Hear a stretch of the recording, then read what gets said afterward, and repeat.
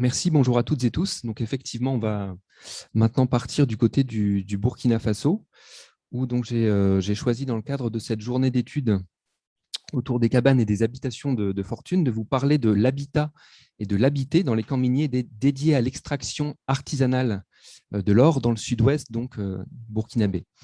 L'idée de ma communication est simple, c'est de mettre en évidence le fait que l'habitat privilégié par les orpailleurs, bien que précaire, est adapté à leur mode de vie, celui d'une activité minière itinérante et translocale.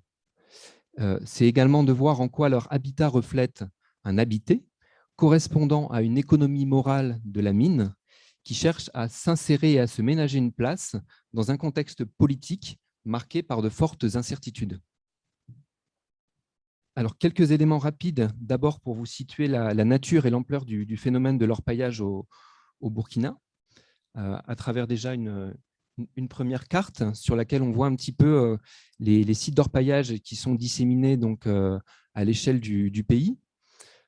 Moi, j'ai principalement travaillé donc, autour de la ville de Gawa, donc dans le sud-ouest du Burkina.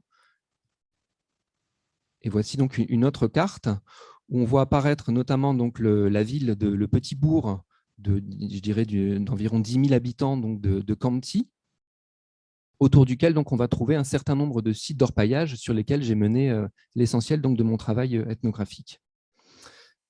Quelques éléments rapides. Donc, depuis le début des années 80, l'Afrique de l'Ouest expérimente un boom minier aurifère sans précédent, tant à l'échelle donc artisanale qu'à l'échelle industrielle. On a une conjugaison de facteurs qui va permettre de rendre compte de cette expansion. D'abord, la hausse du cours de l'or sur le marché mondial.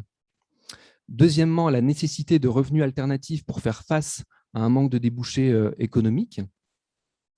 Et puis, troisièmement, des politiques de libéralisation des secteurs miniers africains, en particulier suite à la rédaction donc, de recommandations par les institutions internationales que sont la Banque mondiale et le FMI, qui vont avoir des effets immédiats et profonds sur l'économie des Burkinabés.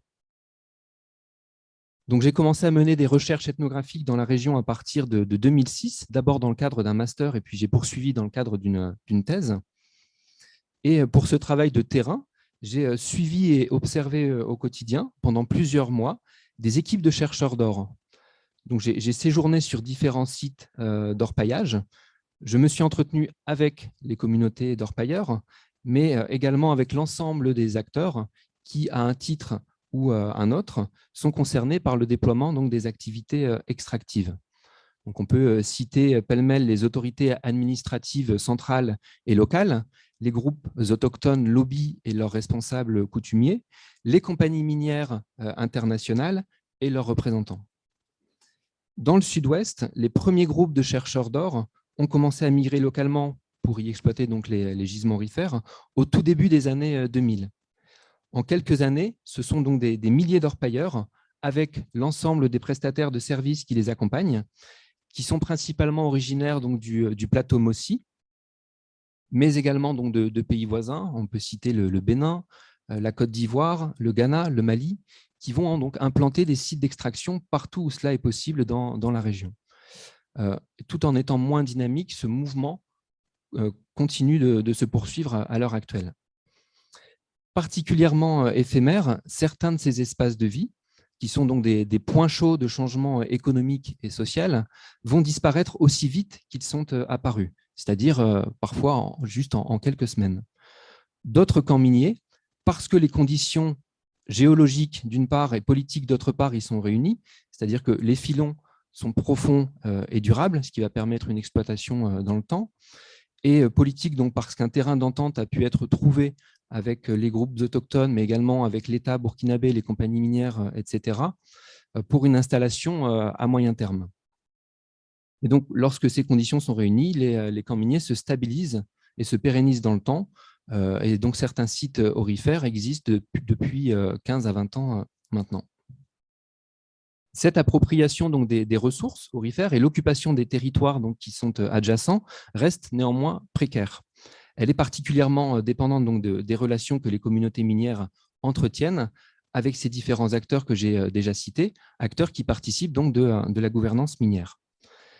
En pays Lobi, donc dans le sud-ouest du Burkina, principalement peuplé par ce groupe ethno-linguistique, les relations entre ces nouveaux venus que sont les orpailleurs migrants et les autochtones se sont établies à la suite de vives tensions, par le biais de compromis que des événements tragiques sont susceptibles de brutalement remettre en cause. Par exemple, en octobre 2017, après qu'un orpailleur a tiré au pistolet et tué accidentellement une femme Lobi sur un site d'orpaillage, toute la zone d'habitation et de commerce de ce site a été incendiée et ravagée par les flammes, en guise de vengeance donc par les autochtones Lobi. Deuxièmement, des compagnies minières internationales prospectent dans la région. Je pense qu'on le voit ici sur, je ne sais pas si ça vous apparaît bien, mais on voit ici en bas de l'écran à droite une carte à l'échelle donc du territoire national burkinabé qui représente des permis de recherche donc, qui sont détenus par des compagnies minières internationales de prospection. Et donc on voit bien qu'il y a une grande partie du territoire burkinabé qui est couvert par ces permis de recherche. Et donc tel que c'est prévu par le code minier, ces industries minières, enfin ces compagnies minières d'exploration qui vont potentiellement devenir des compagnies industrielles sont privilégiées par rapport à l'exploitation artisanale. Et donc, ces opérateurs peuvent exiger, par exemple donc dans le cadre d'une campagne d'exploration, que les orpailleurs quittent du jour au lendemain leur zone d'habitation. Outre ce motif d'exclusion des gisements les plus profitables, les politiques de l'administration centrale sont également parfois versatiles. L'orpaillage est vu au Burkina comme un mal nécessaire pour lutter contre la pauvreté. Et là, je cite un haut responsable burkinabé. L'activité donc est tolérée, mais l'usage abusif de certains produits, par exemple des produits chimiques comme le cyanure, les accidents répétés en saison des pluies, alors que des arrêtés interdisant l'orpaillage sont pris pour éviter les éboulements, peuvent conduire l'administration à envoyer des forces de l'ordre sur le terrain pour, selon l'expression, le verbe employé, déguerpir les orpailleurs, jugeant que leurs représentants et leurs porte-parole ne sont pas en mesure d'assurer la sécurité sur place et de faire respecter la législation en vigueur. Par exemple, en 2009, près de la localité de Batié, qu'on voit ici donc, sur la carte, les autorités gouvernementales ont pris la décision de faire déguerpir donc, par l'armée et au moyen du feu un site récemment implanté qui abritait plus de 15 000 personnes. Cet événement a marqué les mémoires et a contribué à ancrer un climat de méfiance et de défiance des orpailleurs vis-à-vis des autorités étatiques. Comme me le précisait un orpailleur pour souligner sa stupéfaction et son sentiment d'injustice, je le cite, « Des Burkinabés qui brûlent les maisons des Burkinabés au Burkina Faso, personne ne peut comprendre ça. » Pour ces raisons, l'accès aux ressources minières, comme l'accès au foncier pour la construction d'un habitat, d'une habitation, n'est jamais garanti dans le temps. Investir matériellement dans un habitat coûteux, qui pourrait être détruit par le feu si le contexte devenait soudainement défavorable, n'apparaît clairement pas comme un bon calcul. De plus, les orpailleurs migrants ne s'engagent pas dans une perspective de long terme. Comme me le soulignait l'un d'entre eux au cours d'un échange informel avec lui, un mineur doit être prêt à partir dès qu'un nouveau filon est détecté. Je le cite, « Un bon orpailleur, c'est un pantalon et une chemise sur un clou ». Sous-entendu, donc toujours prêt à se saisir de ces quelques vêtements pour partir ailleurs si nécessaire, pour chercher donc à y faire fortune. On verra d'ailleurs un peu plus loin à travers quelques images que j'ai sélectionnées que cette métaphore est finalement assez proche de la réalité. L'aventure migratoire que représente l'orpaillage s'effectue donc dans un horizon temporel indécis, avec néanmoins souvent l'idée de pouvoir retourner tôt ou tard dans sa région d'origine pour y construire, entre guillemets, quelque chose de durable, tant sur le plan matériel que sur le plan symbolique. Alors, qu'est-ce qu'un site aurifère ? Au Burkina Faso, il porte le nom générique de Sanmatenga, que l'on peut traduire du moré au français par l'expression « terre de l'or ». Je précise que le moré donc, est la langue des Mossé, qui constitue donc l'effectif ethno-linguistique majoritaire qui a su imposer sa langue donc, sur les sites d'orpaillage. Un camp minier peut couvrir un vaste territoire qui, en fonction de la population présente, peut atteindre une superficie de plusieurs kilomètres carrés. À l'intérieur du site d'orpaillage, la communauté minière appelle la zone d'habitation et de commerce le yar, qui, de nouveau en moré, signifie le marché. Le yard se situe à proximité des lignes d'extraction, de l'aire de traitement des minerais et du comptoir où l'or est vendu. Et donc, par exemple, là, on distingue à l'arrière-plan donc des collines sur lesquelles donc, se trouvent les filons qui sont exploités par les chercheurs d'or. Ce yard, hein, comme on peut également le voir à l'image, au premier plan, comprend des restaurants hein, sur la gauche. Il comprend également des stands de coiffure. On y trouve également des vidéoclubs. On peut voir d'ailleurs qu'il y a une parabole sur la droite dans lesquelles vont être projetés des films divers et variés, notamment des films d'action que les orpailleurs apprécient beaucoup. On le verra à travers le surnom que l'un d'entre eux a reçu de la part de ses camarades. On trouve également des stands de coiffure, donc on trouve tout un ensemble d'activités que par ailleurs on ne trouve finalement que très peu en milieu rural. J'y reviendrai tout à l'heure. Après que le nécessaire de construction a été acquis et une fois négocié et acheté la place auprès des responsables du comptoir, s'il y en a, ce qui n'est pas toujours le cas, là il y a aussi une gouvernance particulière qui se met en place au sein de ces espaces. Les orpailleurs se chargent eux-mêmes, avec l'aide de quelques amis, de construire leur habitation. Comme on peut le voir ici donc, à l'image, avec la Villa 44, je reviendrai sur cette expression, du colonel donc, Delta Force, sur le yard de Fofora. Alors, lorsque cette armature, donc, constituée de piquets en bois, est bien fichée en terre, il reste à ficeler et à amarrer solidement les sécos, qui sont donc de larges nattes en paille tressée qui vont envelopper donc, la structure. Ce sont donc des matériaux de fabrication locale qui sont associés à des sections de bâches, on en a parlé un peu tout à l'heure, donc de bâches en plastique d'importation qui font office de protection imperméable pour éviter l'infiltration des eaux en cas de pluie, éviter dans la mesure du possible, comme ça a été souligné tout à l'heure. Comme on le voit ici donc, à l'image, les sécos recouvrent également le haut et les bords de la construction. Et puis, donc, un pan de paille tressée peut être ajouté sur le dessus, même si on ne le voit pas très, très bien, pour solidifier le tout et éviter de trop importantes prises au vent. Souple et léger, composé de matériaux peu onéreux, facilement transportable d'un espace à l'autre, cet habitat résiste également donc, à des vents violents, à des tempêtes et malgré tout donc, à de la pluie, tout en étant entre guillemets respirant pour faire face aux fortes températures qui sévissent donc, dans cette partie du globe. Ces unités de petite taille peuvent être indépendantes et isolées, mais dans certains cas, elles sont reliées entre elles par d'autres sécos. Le tout forme alors un ensemble clos, ouvert sur l'extérieur par une petite entrée, composée par exemple elle aussi d'une porte en paille tressée. L'ensemble ainsi érigé se rapproche de l'habitat tel qu'il est notamment pensé et agencé en pays Mossi, de façon à obtenir une cour intérieure, exceptée du monde environnant, et qui autorise donc un peu plus d'intimité au groupe familial. La forme que prend cet ensemble architectural dépend du nombre d'occupants, de la nature des liens qui les unissent et du projet d'installation sur place et dans le temps. Une construction donc, est susceptible d'évoluer et de se recomposer. Par exemple, pour deux personnes célibataires qui, après leur rencontre sur le site et jugeant que les opportunités économiques sont suffisamment bonnes, pourraient décider donc de s'installer en couple et de fonder un foyer sur le site aurifère. Ça peut être encore le cas d'un groupe de jeunes hommes qui, parce qu'ils travaillent ensemble dans la même équipe d'extraction, peuvent privilégier pour un certain temps la fraternité et la camaraderie au sein d'une même concession dans laquelle ils vont vivre regroupés. Pour désigner cet espace d'habitation, les communautés d'orpailleurs utilisent le terme moré de zaka, que l'on pourrait traduire en français par concession, qui est d'ailleurs un terme qui est largement en usage en Afrique francophone pour désigner une cour d'habitation. On pourrait éventuellement le traduire sinon par celui de maisonnée, qui désigne l'ensemble donc des habitants vivant sous un même toit. Plus qu'une dénomination de l'habitat en lui-même, il s'agit donc plutôt de qualifier le chez-soi.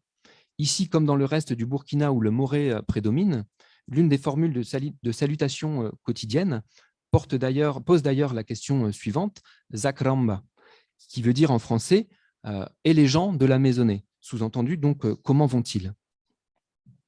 Alors, j'en reviens à cette photographie donc avec le colonel Delta Force, ainsi donc que ses amis l'ont surnommé, qui a baptisé donc avec un certain humour et une autodérision assumée son logis, donc la Villa 44. À l'intérieur de cette villa, on va donc trouver, comme on le voit ici, donc, un matelas. On va également trouver donc, des sacs de riz qui ont été donc, recyclés, qui sont reliés entre eux et disposés de manière à se protéger du vent et puis surtout de la pluie et de la poussière.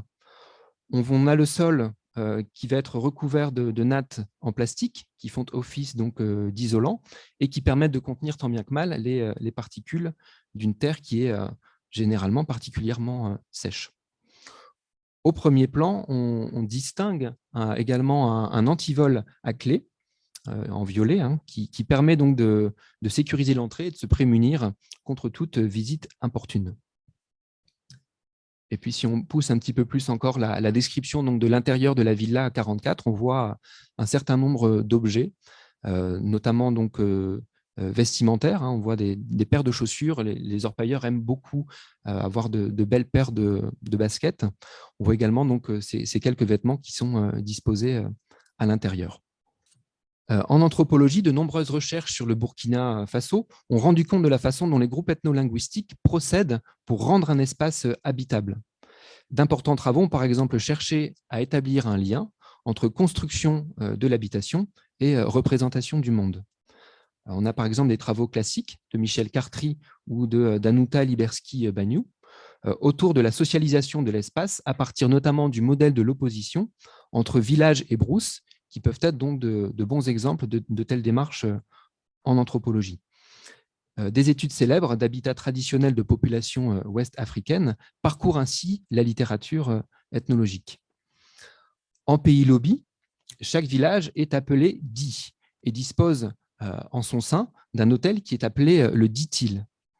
Et ce Ditil, cet hôtel, va matérialiser le lien entre les habitants, leurs ancêtres et les puissances du lieu avec lesquelles l'installation du village a été négociée.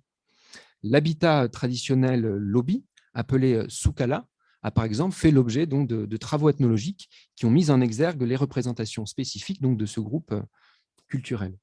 On voit ici donc, par exemple à l'écran, sur la gauche, une Soukala entourée et complétée donc, de 2 chambres dans un petit village de Toko Lobi. Donc ça, c'est une première photo à l'échelle d'un petit village en milieu rural. C'est pour vous donner un peu une idée de l'habitat local que l'on va trouver, hormis celui dont je vous parle dans les sites d'orpaillage. Et puis une autre image prise lors d'une cérémonie festive, qui a été prise dans le village, dans le bourg de Kamti, d'environ une dizaine de milliers d'habitants. Et on voit en arrière-plan une petite maison construite en banco et également durcifiée, puisqu'il y a l'idée aussi au Burkina de durcifier progressivement l'habitat. Là, on parle de semi-dur, puisqu'on va parler de briques de banco qui sont jointes avec des joints de ciment. Puis on peut voir sur le dessus qu'il y a également du ciment qui a été utilisé et puis des tôles qui sont mobilisées également pour le toit et puis également les entrées. En revanche, sur un site d'orpaillage, pas d'hôtel représentant d'ancêtres fondateurs, pas de grenier non plus pour stocker le mil, pas d'équipement particulier en termes d'assainissement, comme ça a été évoqué tout à l'heure à propos des bidonvilles. Sur un autre plan, alors que dans le cadre de la communalisation intégrale, le Burkina Faso a mis en place des conseillers municipaux à raison de 2 conseillers par village. On n'en trouve pas dans les sites d'orpaillage, même s'ils sont installés depuis 15-20 ans maintenant. Et donc, on peut dire que ces établissements humains sont marqués par une forte liminarité, par un statut politique, religieux et juridique à part. Et donc, c'est finalement un petit peu à chacun d'organiser son espace et de l'aménager un petit peu comme il l'entend. Donc là, on a à l'image une autre petite villa, si l'on conserve l'usage de cette expression. Et puis, on voit sur le devant un espace, par exemple, de prière qui était matérialisé à travers un petit cordon pierreux.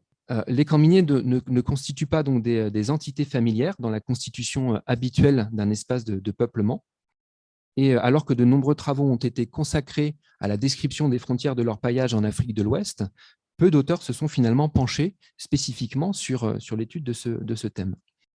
Dans son chapitre intitulé « The Mining Camp as a Community », l'anthropologue William Douglas s'interroge sur le caractère douteux de l'emploi de la notion de communauté, community, à propos des habitants des camps miniers.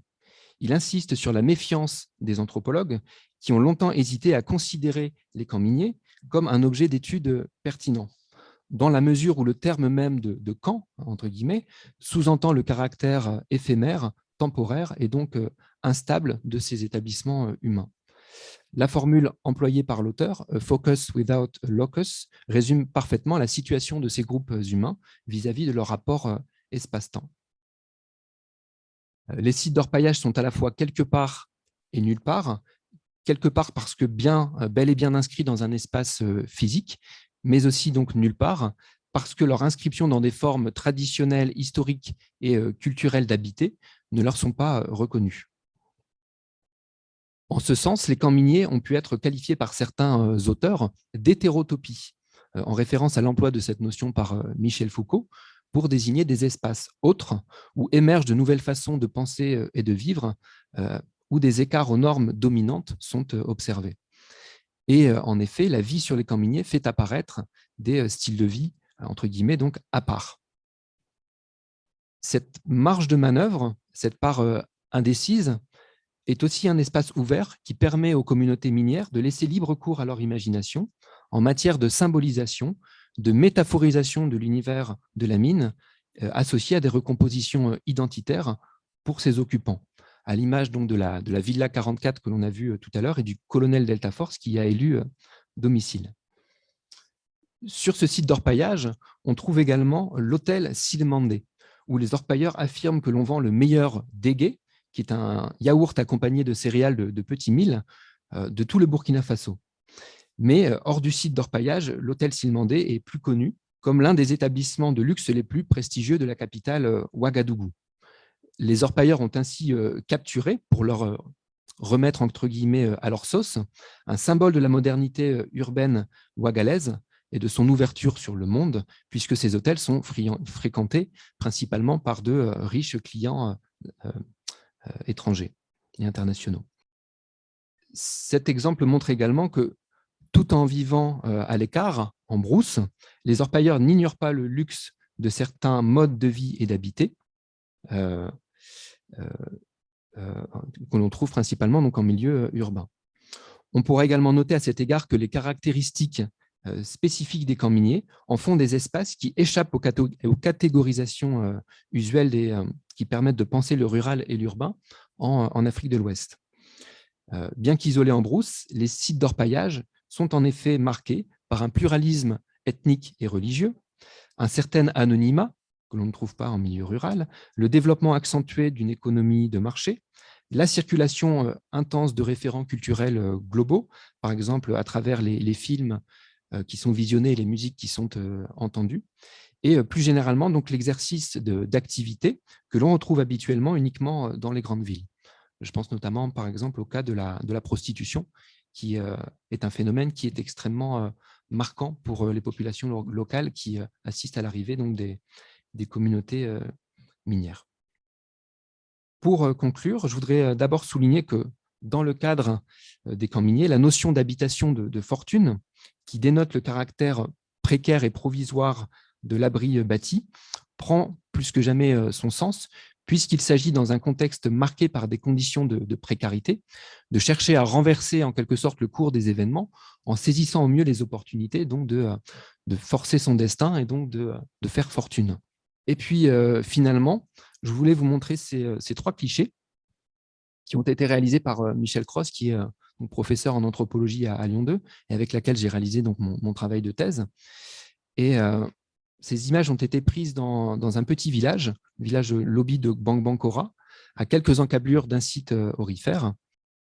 Et dans ce village, donc, les enfants accompagnent régulièrement leur mère pour aller au site d'or et y vendre des denrées alimentaires, de l'eau, de la bière de mil, etc.